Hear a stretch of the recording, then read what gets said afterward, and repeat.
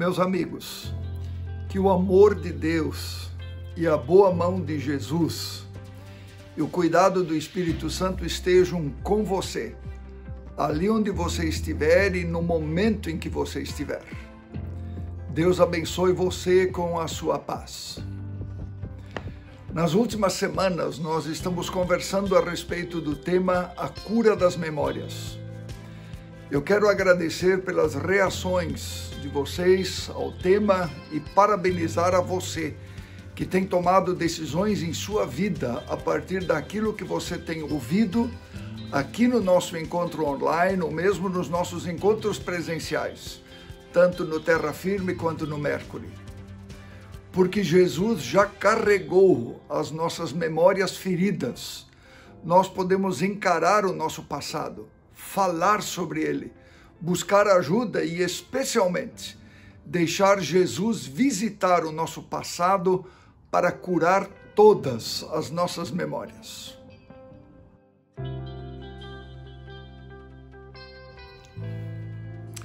Você já experimentou em algum momento da sua vida os seguintes sintomas? Insônia, tristeza, perda ou aumento de peso, cansaço inexplicável, baixa autoestima, alergias de pele, excesso de sensibilidade, apatia, alterações drásticas no peso, enxaqueca, problemas gastrointestinais, pensamentos turbulentos, sentimento de inferioridade, queda de cabelo, ansiedade ou depressão? Você sabia que estes podem estar relacionados a questões do passado não resolvidas em nossas vidas, como culpas, por exemplo? Em Algum Lugar do Passado é o nome do filme de 1980 que recomendamos você assistir ou assistir de novo nesta semana. Um filme muito bonito e que fez muito sucesso na época. O passado, meus amigos, não pode ser menosprezado. No passado pode estar um dos gigantes que nós precisamos enfrentar na vida e que pode nos trazer muita dor: a culpa e seus sintomas. A palestra de hoje é um convite bem especial para você. Eu quero convidar você a tomar uma decisão que pode impactar e mudar a sua vida para sempre. Por isso, fique com a gente. Existe uma história na Bíblia que vai nos ajudar nesta reflexão. Veja o vídeo. Ouvistes que foi dito, olho por olho e dente por dente. Eu, porém, vos digo que não resistais ao mal.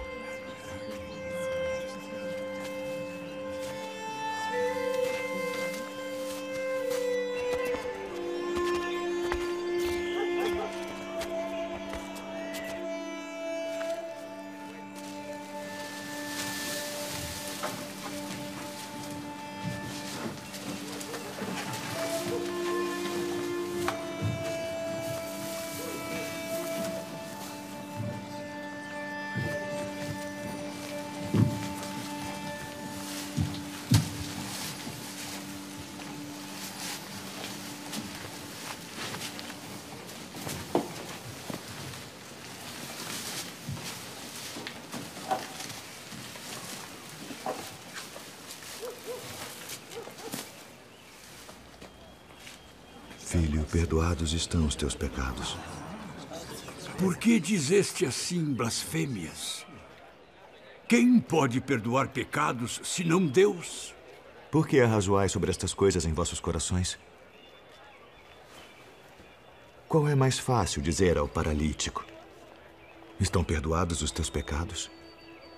Ou dizer-lhe: levanta-te e toma o teu leito e anda?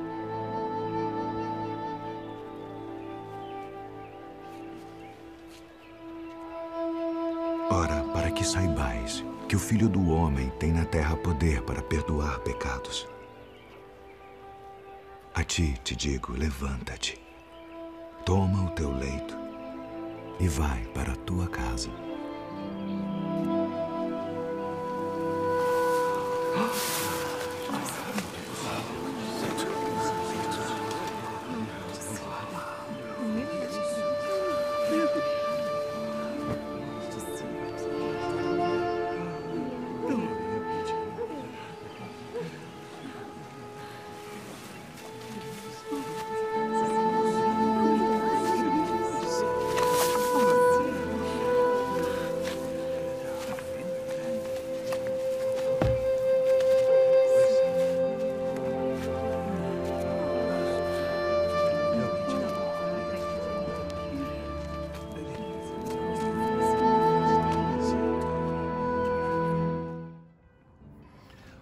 Um homem paralítico é trazido a Jesus em busca de cura para a sua paralisia. Isso é tudo que aquele homem e seus amigos procuram e desejam. Estranhamente, no entanto, Jesus inicialmente frustra as expectativas. Ao invés de curar o paralítico, Jesus lhe diz: filho, os teus pecados estão perdoados. E somente num segundo momento, Jesus cura o homem da paralisia, dizendo: levanta-te, toma o teu leito e anda. A pergunta é: por que Jesus ataca em primeiro lugar o problema da culpa e depois cura aquele homem de sua paralisia? Longe de menosprezar a dor física e o sofrimento daquele paralítico, Jesus, com a sua atitude, demonstra que existe uma força, uma dor que imobiliza mais do que qualquer doença física. E isso é a culpa. Quem está preso em algum lugar do passado por conta de sua culpa não consegue construir o futuro. A culpa, meus amigos, é um fator limitador.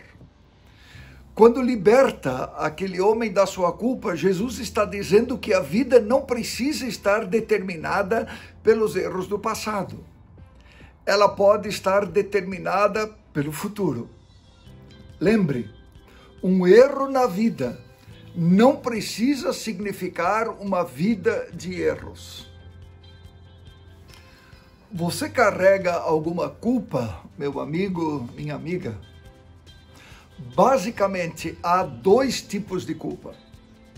A primeira é a culpa dos nossos atos, gerada pelas coisas que fazemos ou deixamos de fazer. E você sabe, esta é uma culpa real que nos alcança a todos em diversos momentos da nossa vida. Mas existe um segundo tipo de culpa que eu quero chamar de culpa universal. Universal porque toda alma humana conhece a culpa. É uma culpa que nos habita desde sempre. E essa é uma questão tão séria que a Bíblia Sagrada começa suas primeiras páginas nos contando a história da culpa. Adão e Eva, nossos primeiros pais, experimentaram a culpa quando ultrapassaram os limites que o Criador colocou para eles. E aí, desconectados do Criador, eles passam a sentir vergonha, medo e se escondem. Isso é culpa. Essa é uma culpa presente em todo ser humano que a Bíblia relata e descreve. No fundo, é o medo de não ser aceito e amado. Eu só serei amado se atingir ou alcançar o padrão estabelecido. E aí se pensa internamente, você tem que ser isso, você tem que ser aquilo, você tem que fazer isso, você tem que viver assim ou assado. E se você não corresponder à expectativa, será rejeitado, castigado e punido. Essa ideia nos habita. Porque eu sinto que há algo em mim que não corresponde ao padrão. Aí me sinto culpado. Adão e Eva tentaram cobrir a sua vergonha, seus medos e culpa com folhas de figueira, mostrando que é isso que justamente tentamos fazer o tempo todo, tentando ocultar das pessoas e de Deus a nossa culpa. A Bíblia chama essa ruptura que aconteceu de pecado. Essa é a quebra da nossa relação com o Criador, que desfigura a criatura. Assim, nós vivemos imaginando que não seremos amados e aceitos porque não alcançamos o padrão. Essa é a culpa universal que nos atormenta. Isso e esse sentimento está dentro de cada um de nós. E mesmo que a gente não queira pensar nela ou falar sobre ela, ela está lá, no nosso interior. Ela nos prende e nos tira a liberdade ela nos prende no passado e nos impede de caminhar com alegria na direção do futuro. É como se sempre tivesse uma nuvem escura sobre nós e dentro de nós. Como é que nós costumamos lidar com essa culpa que está dentro de nós e que nos cerca em nossa vida e em nossa história? Com a culpa, meus amigos, nós lidamos de diversas maneiras. Como Adão e Eva, nós tentamos, por vezes, esconder a nossa culpa, fazendo de conta que ela não existe, como mostra bem as ilustrações. Ou a gente tenta disfarçar o seu pecado e culpa como se pecado não fosse pecado. Às vezes chegamos ao orgulho de nos orgulhar e nos engrandecer do nosso pecado e nos gabamos do nosso pecado como se fosse um troféu pelo qual os outros nos aplaudem, quem sabe pela nossa coragem. Em outras vezes, nós maquiamos o nosso pecado, querendo convencer a nós mesmos que pecado não é pecado, erro não é erro e culpa não é culpa. Frequentemente também, e isso desde o início da história, nós tentamos nos livrar da culpa, jogando a culpa sobre os outros e responsabilizando outros.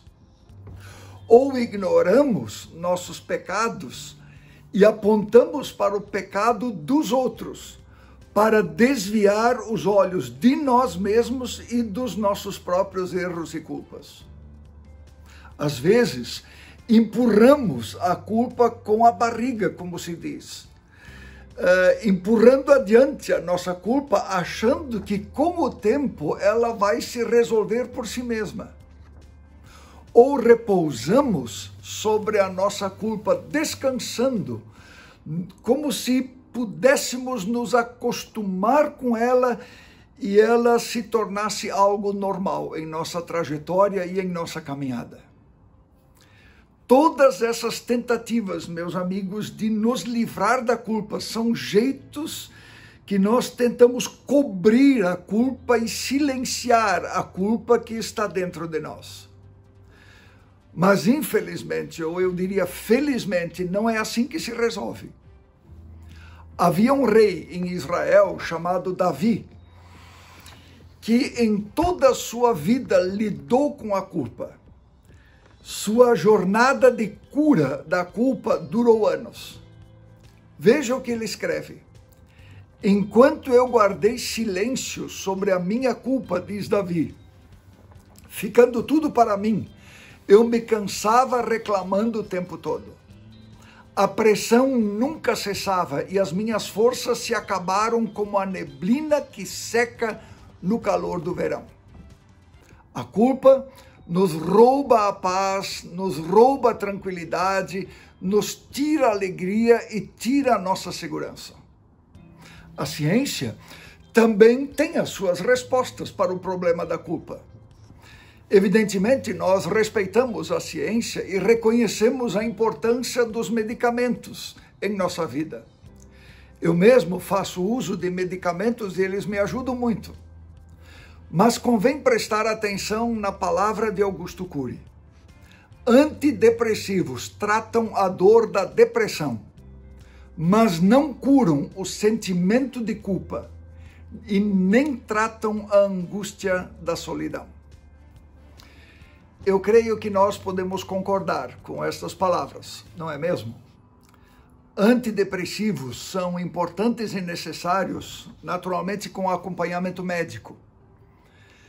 Eles tratam a dor da depressão, mas eles não curam o sentimento de culpa.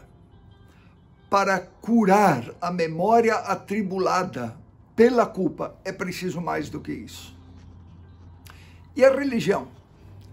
Será que a religião tem a resposta para o problema da culpa? Nós respeitamos a religião e os religiosos, mas diante da culpa, a religião está diante do mesmo dilema que a ciência, porque ela coloca a solução nas mãos do próprio ser humano atribulado, fazendo-o crer você tem que, você precisa, você deve, você tem que fazer por merecer. Como se a solução do problema da culpa estivesse em nossas próprias mãos. Você tem que confessar, você tem que pedir perdão, você tem que reconhecer, você tem que orar mais, você tem que ler a Bíblia, você tem que perdoar.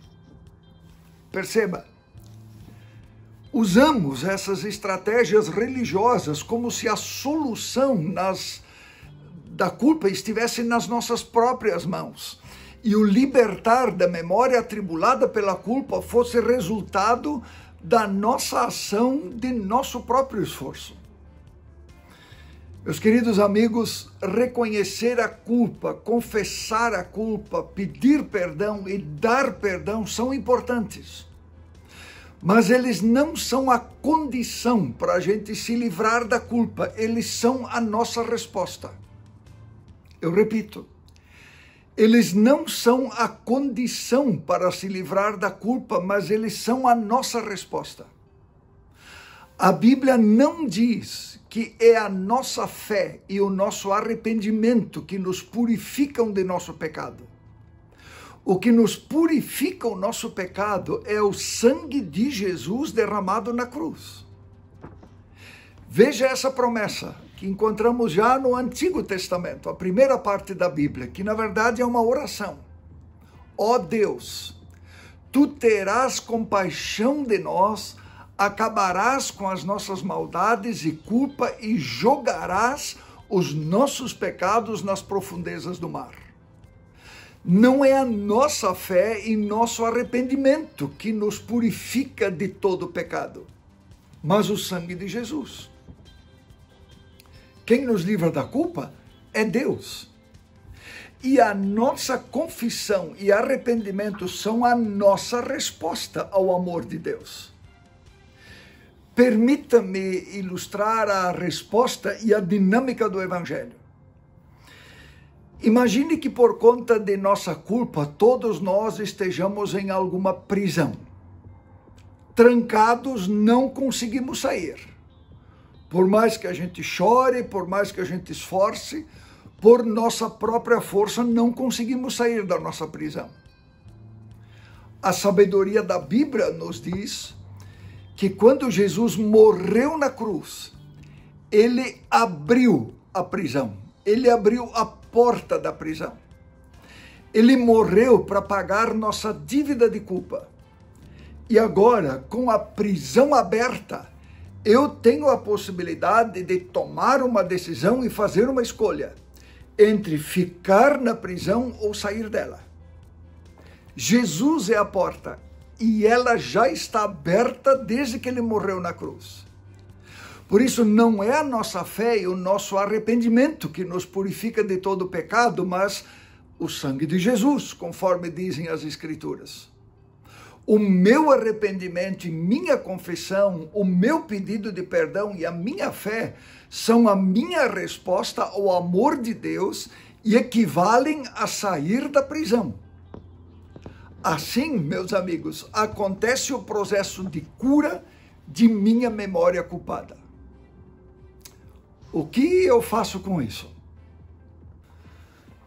Resumindo, você está diante de uma escolha que pode mudar a sua vida. Antes de você fazer alguma coisa em relação à sua culpa, seja qual ela for, precisamos perceber e crer naquilo que Deus já fez. Vejam que palavra maravilhosa. Antigamente vocês estavam espiritualmente mortos, mas Deus ressuscitou vocês como fez com Cristo. Pense nisso.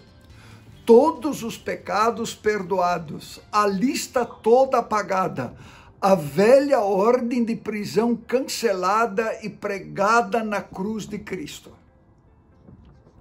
Esta é a palavra bíblica. A porta da prisão está aberta. Eu fui liberto. E agora eu posso tomar uma decisão: permanecer na prisão da culpa ou viver livre. Deus provou o seu amor por nós quando morreu por nós, sendo nós ainda pecadores. Por isso, jogue fora a sua vergonha. Jogue fora o seu medo de Deus. Jogue fora a sua culpa. Passe pela porta para ter livre acesso a Deus. Você não precisa estar perfeito para chegar a Deus. Pelo contrário, simplesmente atravesse o portão da graça de Deus, porque Ele já provou o seu amor por você. Lá fora está a sua cura. A sua cura, meu amigo, minha amiga, pode durar 3 meses, pode durar 1 ano, quem sabe 5 anos ou 12 anos. Eu estou sendo curado por Jesus já faz uns 50 anos. Minha caminhada tem sido uma caminhada na imperfeição, onde na maior parte das vezes eu não consegui fazer por merecer. Mas eu estou aprendendo a descansar no amor de Deus, sem vergonha, sem medo e sem culpa. Por isso eu posso atravessar a porta, me agarrando na promessa: confessem seus pecados uns aos outros, para que vocês possam viver juntos, integrados e curados. Não é esta uma maravilhosa notícia pela qual vale a pena agradecer a Deus? Vamos falar com Ele. Senhor, muito obrigado pelo sacrifício de Jesus na cruz. Ali, Senhor, toda a nossa culpa foi paga. Ali a prisão já foi aberta. O que nós te pedimos agora, Senhor, que tu possas nos dar fé, que nos possas dar esse sentido de arrependimento, de perdão para atravessar a porta, em resposta ao teu grande amor, para que possamos nos libertar da prisão da culpa e viver na liberdade dos filhos de Deus. Senhor, para atravessar essa porta, nós precisamos da tua graça e precisamos de ti. E é por ela que nós pedimos, em nome de Jesus. Amém.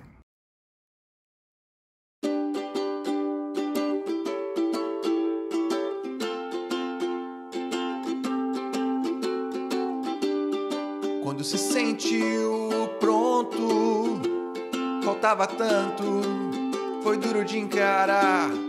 Quando se sentiu santo, um tapa bem na face te colocou no seu lugar.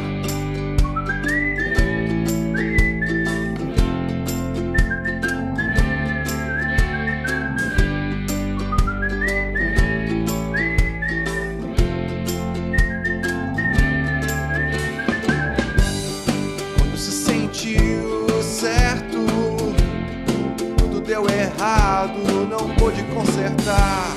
No dia em que se deu conta, percebeu que Deus te deu a chance de recomeçar. Tudo é uma lição, a gente tem que aprender. O mestre usa a vida usa tudo. Será que oramos tanto sem nunca compreender que aquilo contra o que lutamos poderia ser um caminho que quer ensinar a viver o futuro?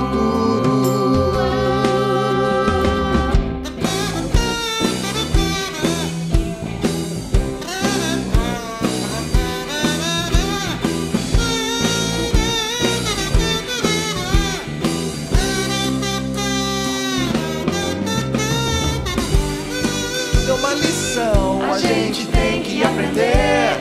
O mestre usa a vida usa tudo.